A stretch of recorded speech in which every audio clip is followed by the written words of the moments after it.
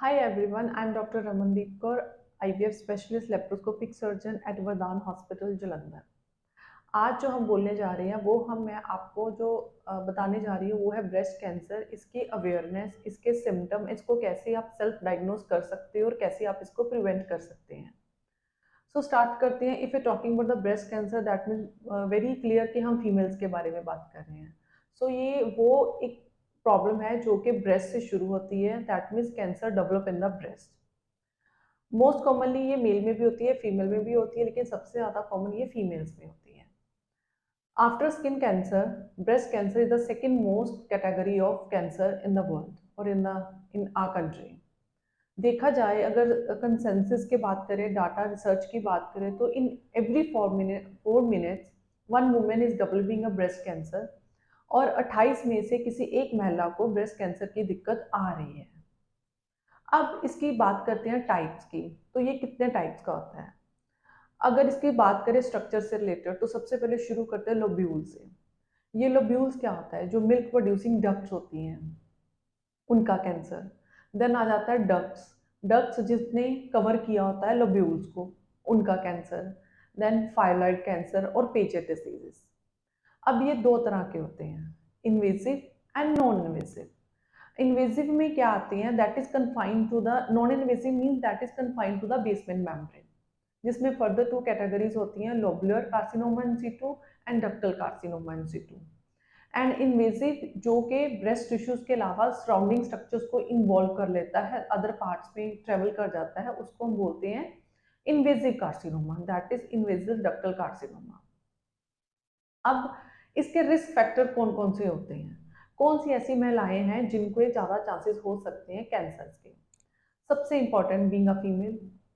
Second, अगर आपकी family में या मदर वाली साइड या पिटर्नल साइड, किसी साइड में कोई हिस्ट्री है कैंसर्स की, आपकी मदर को, सिस्टर को, ग्रैंड पेरेंट्स को, तो वो जो औरतें होती हैं वो हाई रिस्क कैटेगरी में फॉल करती हैं। नेक्स्ट, अगर आपकी शादी लेट हुई हो, आपने कंसीव लेट किया हो, प्रेगनेंसी लेट ली हो और नेवर बीन प्रेग्नेंट, कभी प्रेग्नेंट ही नहीं हुए हो, उस केस में। अदर, अगर आपकी मेनार्की, दैट मीन्स कि आपको जो मेंस्ट्रुएशन, जो मंथली पीरियड्स आना वो लेट स्टार्ट हुए हों, और अगर कोई औरत जिसका कि मीनोपॉज बहुत लेट आया हो, उस केसेस में वो औरतें हाई रिस्क कैटेगरी में आती हैं। अदर समटाइम देखा जाए तो for hormonal replacement therapy, HRT जो लेती हैं वो भी at a high risk, because जो ब्रेस्ट कैंसर होता है वो रिसेप्टर रिलेटेड भी होता है, that is oestrogen and progesterone related receptor से भी होता है। अदर, वेस्टर्नाइजेशन, दैट मीन्स जिनको अल्कोहल लेने की हैबिट ज़्यादा होती है, जो एक्सेस में अल्कोहल लेती हैं, तो वो ये जो औरतें होती हैं ये हायर कैटेगरी में होती हैं। और अगर कुछ बात करी जाए तो जैसे ये क्रोमोसोमल एबनॉर्मलिटी फैमिली से, पेरेंट्स से चिल्ड्रन में ट्रेवल करती हैं, जिसको हम BRCA1 और BRCA2, BRCA1 और 2 जीन्स में ये ट्रेवल करता है, वो भी हाई रिस्क होती हैं। अब नेक्स्ट आता है कि हमें इसको कैसे सेल्फ डायग्नोस बना सकते हैं और पेशेंट को कैसे अलर्ट होना चाहिए कि उनको ये प्रॉब्लम हो रही है। सबसे पहले उनको कोई गांठ महसूस होती हो, हार्ट सा लंप महसूस हो रहा हो जो कि बाकी साइड से हटके या अलग से फील होता हो, अगर सडनली उनका निप्पल इन्वर्टेड हो गया हो, और स्किन, ब्रेस्ट टिश्यूज में, स्किन में चेंजेस आ गई हो, there is a sudden scarring, crusting and eroded skin around the areola, उनको फील हो रहा हो, sudden change in skin appearance and colour आ गया हो, और उस जगह पे सडनली जो स्किन है वो खिंच गई हो, हार्ड हो गई हो, तो ये अलर्ट साइन होते हैं पेशेंट्स के लिए कि वो सेल्फ इसको टेस्ट करें और अपने डॉक्टर को जाके कंसल्ट करें, जिससे कि वो, ये साइंस और सिम्टम्स होते हैं जिससे पेशेंट अलर्ट हो जाते हैं और सेल्फ डायग्नोसिस बना सकते हैं।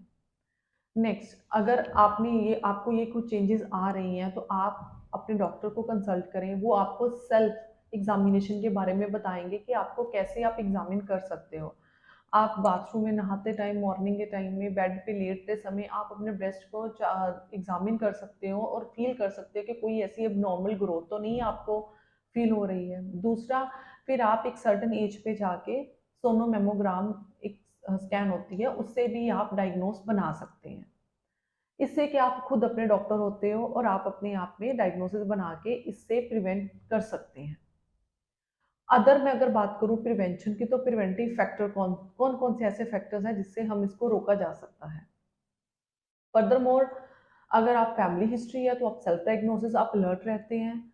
दूसरा, अगर आपको पता है कि आप अपने अल्कोहल ले रहे हैं, उसको मॉडरेशन में कर दीजिए। एंड अगर आपकी हिस्ट्री है तो आप सेल्फ अवेयर होना शुरू हो जाते हैं, आप डॉक्टर को कंसल्ट कर सकते हैं, सेल्फ एग्जामिनेशन से भी हो सकता है। Now comes about the prevention, हम इसे कैसे रोक सकते हैं। A little change in your life style, हम इससे बीमारी को रोका जा सकता है।